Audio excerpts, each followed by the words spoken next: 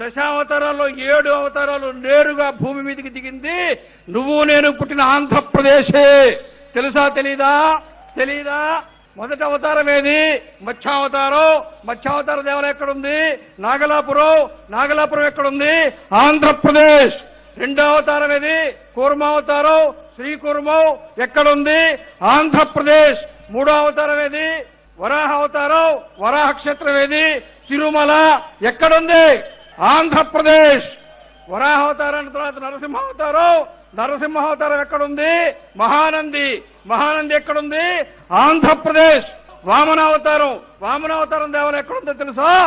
పరుచూరు మండలంలో, ప్రకాశం జిల్లాలో, చెరుకూరు గ్రామంలో త్రివిక్రమ వామన స్వామివారి దేవాలయం ప్రకాశం జిల్లాలో ఉంది.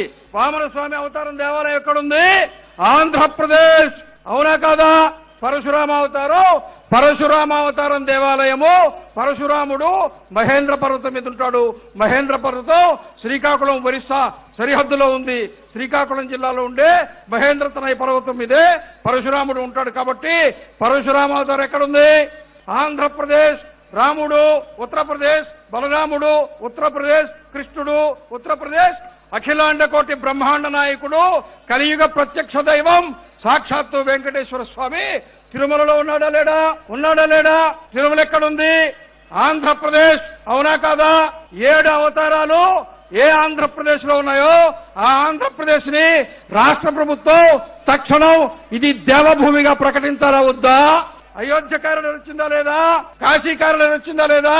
చార్ధామ్ కారిడార్ వచ్చిందా లేదా? తిరుమల నుంచి శ్రీకోర్ము దాకా ఈ 7 క్షేత్రాలని కలుపుతూ మనకు కూడా 7 అవతారాల కారిడార్ వస్తే ప్రపంచం మొత్తం ఇక్కడికే వస్తుంది. ఆంధ్రప్రదేశ్ అగ్రగామిగా ఉంటుంది. ఆంధ్రప్రదేశ్ ఆధ్యాత్మిక పుణ్యభూమి, ఆంధ్రప్రదేశ్ అవతారాల పుణ్యభూమి, ఆంధ్రప్రదేశ్ దేవతల దేవభూమి. అవునా కాదా? జై శ్రీరామ్, వందే మాతరం, భారత్ మాతా కీ.